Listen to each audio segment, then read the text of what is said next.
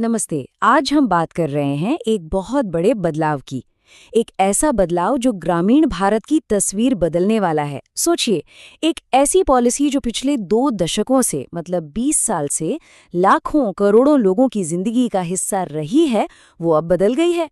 और ये सिर्फ कह सकते हैं नाम का फेरबदल नहीं है, ये तो ग्रामीण विकास को देखने का पूरा नजरिया ही बदल रहा है। तो सवाल यही उठता है कि आखिर ऐसा क्या हुआ? क्यों एक ऐसी स्कीम जो सच में लाखों लोगों के लिए एक लाइफलाइन, एक जीवन रेखा थी, उसे पूरी तरह से बदलने की जरूरत पड़ गई? इस एक सवाल का जवाब पता है, ये ग्रामीण भारत का भविष्य तय कर सकता है। तो चलिए इसी को समझने की कोशिश करते हैं। अच्छा, इस नए बदलाव को समझने से पहले थोड़ा पीछे चलते हैं। उस कहानी को जानते हैं जो अब तक चल रही थी। और ये कहानी है मनरेगा की, यानी महात्मा गांधी राष्ट्रीय ग्रामीण रोजगार गारंटी अधिनियम। मनरेगा जो 2005 में आया था, उसका आइडिया बहुत जबरदस्त था। काम का अधिकार, मतलब सरकार ने हर ग्रामीण परिवार को लीगली कानूनी तौर पर 100 दिन के काम की गारंटी दी थी। ये सिर्फ कोई स्कीम नहीं थी, ये एक वादा था, एक गारंटी थी। और इसने मुश्किल वक्त में, जैसे कि सूखा पड़ गया हो या फिर महामारी आई हो, लाखों लोगों के लिए एक सेफ्टी नेट, एक सुरक्षा कवच का काम किया। लेकिन जैसा कि होता है, हर कहानी में कुछ चैलेंजेस भी होते हैं। जरा सोच कर देखिए, आपने दिन रात मेहनत की, पर आपकी मजदूरी मिलने में हफ्ते, कभी-कभी तो महीने लग गए। या फिर जिन सड़कों और तालाबों पर काम किया, वो पहली ही बारिश में धुल गए। तो यही सब असल दिक्कतें थी। पेमेंट में देरी, काम की क्वालिटी अच्छी न होना और हाँ, भ्रष्टाचार के आरोप। इन सब ने मिलकर एक नए रास्ते की जरूरत पैदा कर दी। और इन्हीं चैलेंजेस का जवाब देने के लिए सरकार एक नया अध्याय लेकर आई है। नाम है विकसित भारत ग्रामीण रोजगार और आजीविका मिशन गारंटी अधिनियम। शॉर्ट में कहें तो वीबीजी रामजी एक्ट। ये एक तरह से मनरेगा की जो कमियां थीं, उन्हें दूर करने की कोशिश है। और देखिए, ये समझना बहुत जरूरी है कि ये कोई छोटा-मोटा बदलाव नहीं है। ये सोच में एक फंडामेंटल शिफ्ट है, एक बुनियादी बदलाव। अब रोजगार गारंटी को सिर्फ एक सेफ्टी नेट की तरह नहीं देखा जा रहा, बल्कि इसे रूरल डेवलपमेंट का एक पावरफुल टूल, एक जबरदस्त जरिया बनाने की कोशिश हो रही है। तो इस नए कानून में सबसे पहली और सीधी बात क्या है? काम के दिन बढ़ गए हैं। जी हाँ, अब हर ग्रामीण परिवार को साल में 100 दिन नहीं, बल्कि पूरे 125 दिन के काम की गारंटी मिलेगी। सरकार का मानना है कि इससे गांव में लोगों की आमदनी में एक स्थिरता आएगी। इसमें एक और बड़ी समझदारी से एक नई चीज जोड़ी गई है, 60 दिन का एग्रीकल्चरल लीव, यानी कृषि अवकाश। इसका मतलब क्या है? मतलब ये कि जब खेतों में बुआई या कटाई का पीक टाइम होता है, तब मजदूर सरकारी प्रोजेक्ट्स पर काम करने के बजाय अपने ही इलाके के खेतों में काम कर सकेंगे। तो ये किसानों के लिए भी अच्छा है और मजदूरों के लिए भी। एक तरह से विन विन सिचुएशन बनाने की कोशिश है। लेकिन बात सिर्फ दिन बढ़ाने या नियम बदलने की नहीं है। इसके पीछे एक बड़ा विजन है, एक बड़ा लक्ष्य है। और ये विजन सरकार के नारे में साफ झलकता है, विकसित भारत के लिए विकसित गांव। मतलब मकसद सिर्फ गांव के लोगों को गुजारा करने लायक बनाना नहीं है, बल्कि उन्हें देश की तरक्की में एक्टिव पार्टनर, एक सक्रिय भागीदार बनाना है। और ये सब विकसित भारत 2047 के बड़े सपने का ही एक हिस्सा है। तो असल में जमीन पर ये दिखेगा कैसे? देखिए, अब काम का फोकस बदल गया है। अब मजदूरों की मेहनत का इस्तेमाल 4 जरूरी चीजों में टिकाऊ एसेट बनाने के लिए होगा। मतलब ऐसी चीजें बनाने पर जोर होगा जो लंबे समय तक काम आए। जैसे पानी बचाने के सिस्टम बनाना ताकि सूखे से निपटा जा सके, या फिर पक्की सड़कें बनाना जो हर मौसम में चलें और गांव को बाजार से जोड़ें, या फिर बाढ़ से बचाने के उपाय करना। फंडिंग में भी एक बड़ा बदलाव है। अब ज्यादातर राज्यों को 40% खर्चा खुद उठाना होगा और 60% केंद्र सरकार देगी। इसके पीछे सोच ये है कि राज्यों की जिम्मेदारी बढ़े, वो इसे और अपना समझें। लेकिन हाँ, इससे गरीब राज्यों पर एक बड़ा फाइनेंशियल बर्डन, एक वित्तीय बोझ भी पड़ेगा। और इस पूरी पहल का स्केल छोटा मोटा नहीं है। इसके लिए जो बजट रखा गया है वो है 1,51,000 करोड़ रुपए से भी ज्यादा। ये बहुत बड़ी रकम है जो दिखाती है कि सरकार इस नए विजन को लेकर कितनी सीरियस है। लेकिन जैसा कि हर बड़े बदलाव के साथ होता है, इस पर भी बहस छिड़ी हुई है। कुछ लोग इसे एक क्रांतिकारी कदम मान रहे हैं जो ग्रामीण भारत की काया पलट कर देगा, तो कुछ को लगता है कि नीयत तो अच्छी है पर इसमें कुछ खामियां हैं। तो चलिए दोनों पक्षों की दलीलें सुनते हैं। जो सवाल वही है, क्या ये नया ढांचा जमीन पर हालात बदलेगा या फिर अपने साथ नई मुश्किलें लेकर आएगा? दोनों ही नजरियों को समझना जरूरी है। जो लोग इसके पक्ष में हैं, उन्हें एक सुनहरा भविष्य दिख रहा है। वो एक ऐसे ग्रामीण भारत की बात कर रहे हैं जहां एआई और जीपीएस जैसी टेक्नोलॉजी से ये पक्का किया जाएगा कि हर पैसा सही जगह लगे, कोई धोखाधड़ी नहीं, और पेमेंट भी फटाफट। उनका मानना है कि इससे बेहतर इंफ्रास्ट्रक्चर बनेगा जो एक मजबूत ग्रामीण अर्थव्यवस्था की नींव रखेगा। लेकिन सिक्के का दूसरा पहलू भी है। कुछ गंभीर चिंताएं भी उठाई जा रही हैं। आलोचकों का कहना है कि जो राज्य पहले से ही गरीब हैं, उन पर 40% का बोझ डालना ठीक नहीं है। वो इसे कैसे उठाएंगे? और सवाल ये भी है कि जहां ठीक से इंटरनेट नहीं चलता, वहां ये हाईटेक समाधान कैसे काम करेंगे? एक डर ये भी जताया जा रहा है कि कहीं इससे फैसले लेने की ताकत स्थानीय लोगों और पंचायतों के हाथ से न निकल जाए। तो कुल मिलाकर ये जो नीति में बदलाव हुआ है, ये ग्रामीण भारत की कहानी में एक बिल्कुल नया चैप्टर है, एक नया अध्याय, जिसके पन्ने अभी लिखे जाने बाकी हैं। अगर इस पूरी बातचीत का सार एक लाइन में निकालना हो तो वो ये है, ये सोच का एक बुनियादी बदलाव है। अब रोजगार गारंटी सिर्फ एक सहारा नहीं है, बल्कि ये गांवों को बनाने, उन्हें विकसित करने का एक टूल बन गई है। तो आखिर में ये नया कानून उम्मीदें भी जगाता है और कुछ चुनौतियां भी सामने रखता है। कागज पर तो पॉलिसी बदल गई है, प्राथमिकताएं भी नई हैं, लेकिन असली इम्तिहान तो जमीन पर ही होगा। क्या ये नया ब्लूप्रिंट वाकई ग्रामीण भारत में खुशहाली की एक नई कहानी लिख पाएगा, या फिर इसे कुछ अनचाही मुश्किलों का सामना करना पड़ेगा?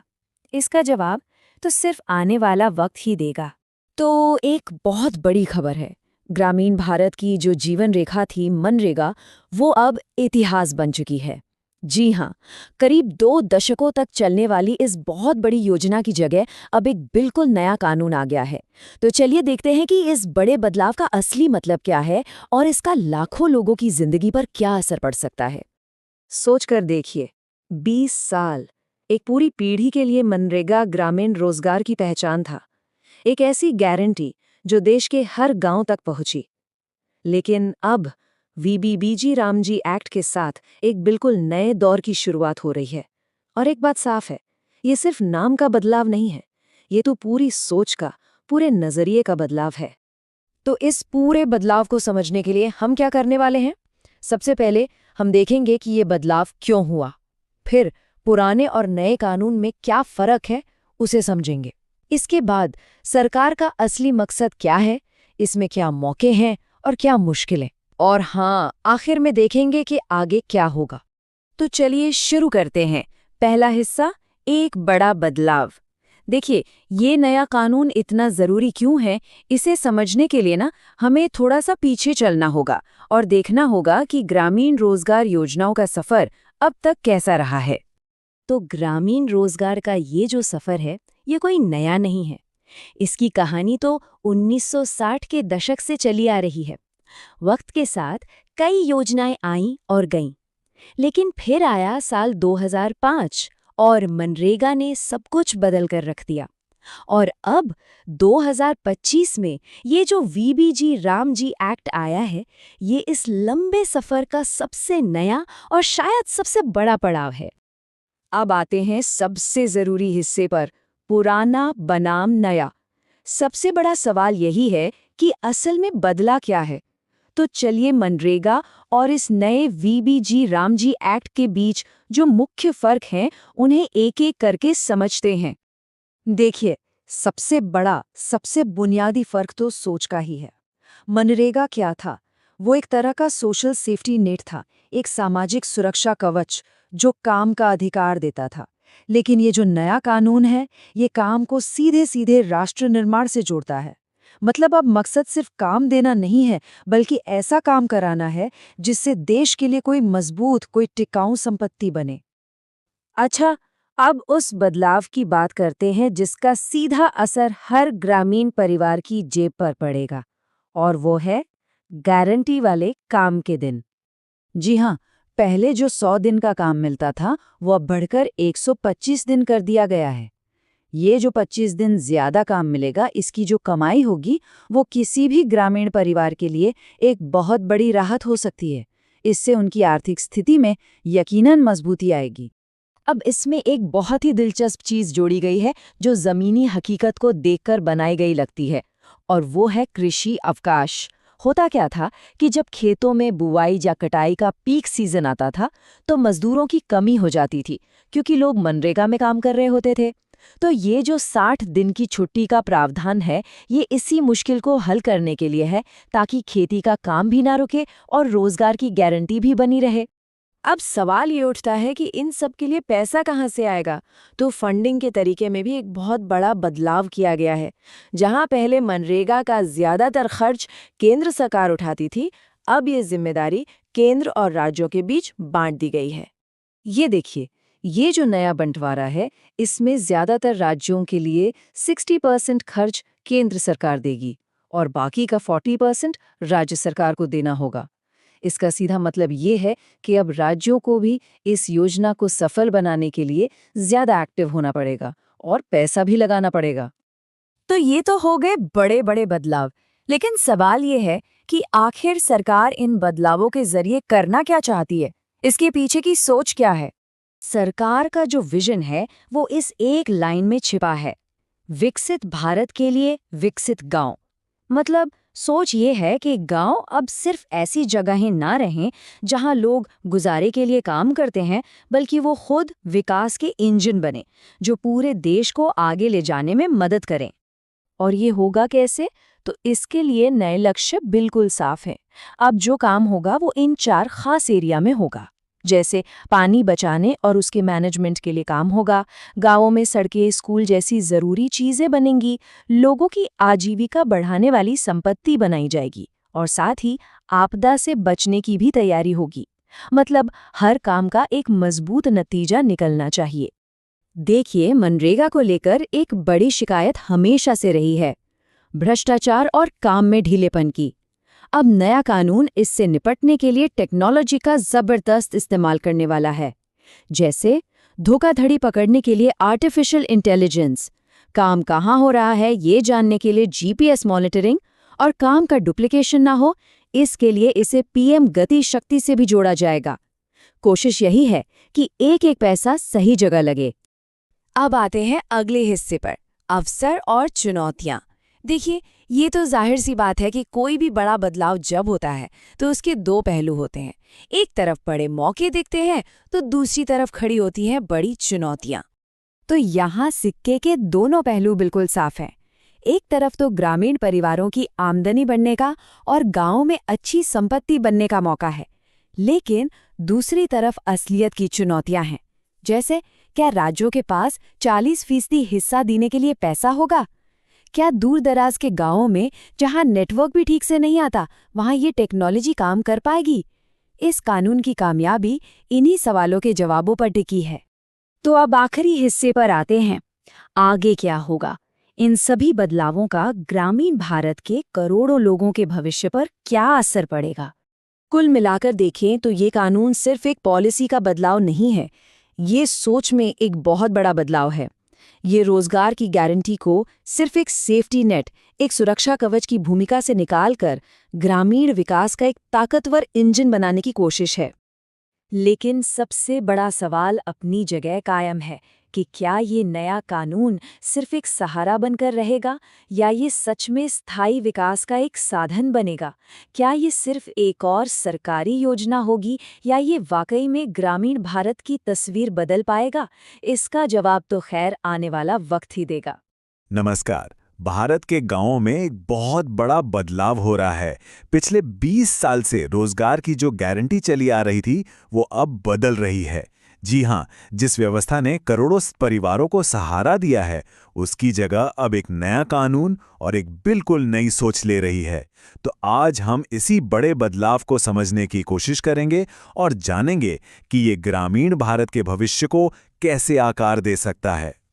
तो सवाल यही है कि ग्रामीण भारत के लिए आगे क्या है? इस कानूनी बदलाव का असल मतलब क्या है? क्या ये गांवों की तस्वीर सच में बदलेगा या फिर ये भी सिर्फ एक और सरकारी योजना बनकर रह जाएगा? चलिए इसी की गहराई में चलते हैं। इसे समझने के लिए हम इसे 5 हिस्सों में देखेंगे। सबसे पहले हम पुराने सुरक्षा कवच यानी मनरेगा पर एक नजर डालेंगे। फिर गांव के लिए जो नई सोच आई है उसे जानेंगे। इसके बाद दोनों में आमने सामने रखकर फर्क देखेंगे। तकनीक और पारदर्शिता की क्या भूमिका है, इस पर भी बात होगी। और आखिर में हम देखेंगे कि आगे की राह में क्या चुनौतियां हैं और क्या अवसर। तो चलिए कहानी की शुरुआत करते हैं उस कानून से जो पिछले 2 दशकों से एक तरह से ग्रामीण भारत की अर्थव्यवस्था की रीढ़ की हड्डी बना हुआ था। मनरेगा यानी महात्मा गांधी राष्ट्रीय ग्रामीण रोजगार गारंटी अधिनियम। देखिए, ये सिर्फ एक स्कीम नहीं थी, ये एक अधिकार आधारित कानून था। इसका मतलब ये है कि हर ग्रामीण परिवार को साल में कम से कम 100 दिन का काम पाने का कानूनी हक था। इसका सफर 2005 में शुरू हुआ था और अगले 2 दशकों तक ये कानून वाकई एक सुरक्षा कवच बना रहा। चाहे सूखा हो, कोई आर्थिक संकट हो या फिर महामारी, इसने लाखों परिवारों को एक जीवन रेखा दी। लेकिन फिर 2025 में इसकी जगह एक नए कानून ने ले ली। पर ऐसा नहीं है कि सब कुछ ठीक था। समय के साथ मनरेगा में कई दिक्कतें भी आने लगीं, जैसे मजदूरी मिलने में बहुत देर होना, जो सड़कें या तालाब बनते थे उनकी क्वालिटी अच्छी नहीं होती थी, सरकार पर पैसों का बोझ बढ़ रहा था, और सबसे बड़ी शिकायत थी भ्रष्टाचार और फर्जी जॉब कार्ड की। इन्हीं सब वजहों से एक नए बदलाव की जरूरत महसूस होने लगी। और इन्हीं समस्याओं के जवाब में एक नई सोच सामने आई। एक ऐसा कानून जिसका मकसद सिर्फ रोजगार देना नहीं है, बल्कि गांव में असल विकास को रफ्तार देना है। दिसंबर 2025 में संसद ने विकसित भारत रोजगार और आजीविका गारंटी मिशन ग्रामीण अधिनियम को पास किया। इसे शॉर्ट में VB_GROMG एक्ट कहा जा रहा है। और ये सिर्फ नाम का बदलाव नहीं है, ये ग्रामीण रोजगार को देखने के पूरे नजरिए में एक बहुत बड़ा बदलाव है। इस नए कानून का जो मूल मंत्र है वो है विकसित भारत के लिए विकसित गांव।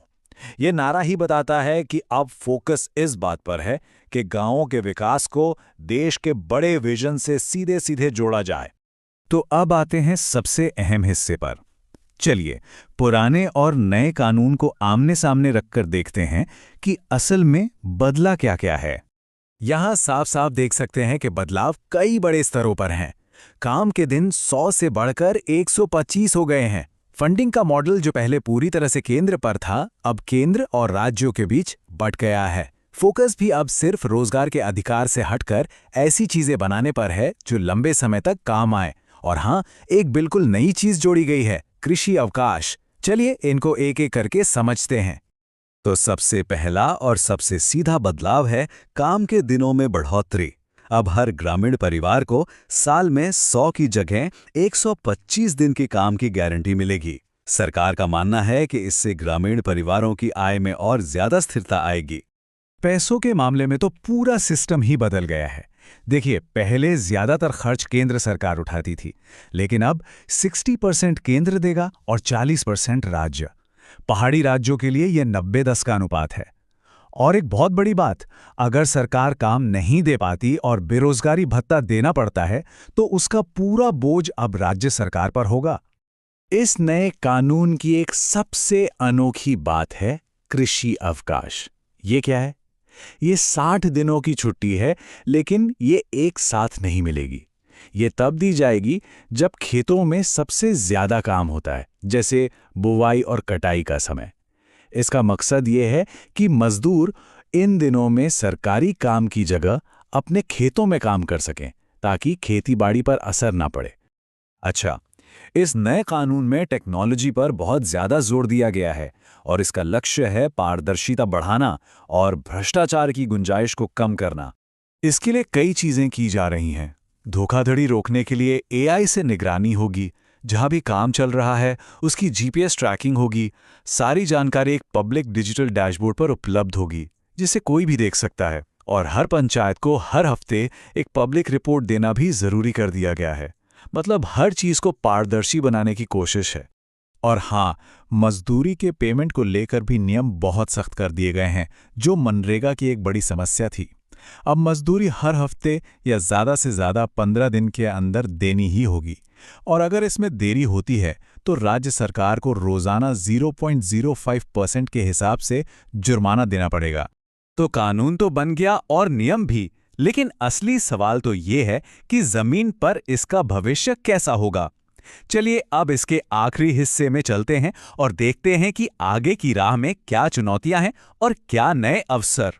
इस कानून को लेकर दो तरह की बातें हो रही हैं। सरकार का पक्ष है कि इससे गांवों में टिकाऊ संपत्ति बनेगी, जिससे विकास होगा और ये विकसित भारत की तरफ एक बड़ा कदम है। वहीं दूसरी तरफ जो लोग इसकी आलोचना कर रहे हैं, उनकी चिंता ये है कि इससे राज्यों पर पैसों का बोझ बहुत बढ़ जाएगा और शायद ग्राम पंचायतों की आज़ादी भी कम हो सकती है। इस कानून को ठीक से लागू करने के लिए इसके प्रशासनिक खर्च को भी बढ़ाया गया है। मनरेगा में यह बजट का 6% होता था, जिसे अब बढ़ाकर 9% कर दिया गया है। उम्मीद है कि इस बढ़े हुए पैसे से कर्मचारियों की सैलरी और टेक्निकल सपोर्ट को बेहतर बनाया जा सकेगा। हालांकि आगे की राह आसान नहीं है। कई बड़ी चुनौतियां हैं, जैसे क्या पूरे 125 दिनों के लिए वाकई में अच्छा और उत्पादक काम मिल पाएगा? क्या सभी राज्यों के पास अपना 40% हिस्सा देने के लिए पैसा होगा? और उन इलाकों का क्या जहां डिजिटल इंफ्रास्ट्रक्चर कमजोर है, वहां टेक्नोलॉजी कैसे काम करेगी? ये सब बड़े सवाल हैं। कुल मिलाकर इस कानून के पीछे जो बड़ी सोच है वो ये है कि ग्रामीण मजदूर सिर्फ मजदूरी कमाने वाले न रहें, बल्कि वे विकसित भारत के निर्माण में एक सक्रिय भागीदार बने। और अंत में ये पूरा बदलाव हमें एक बहुत ही बुनियादी सवाल पर लाकर खड़ा कर देता है।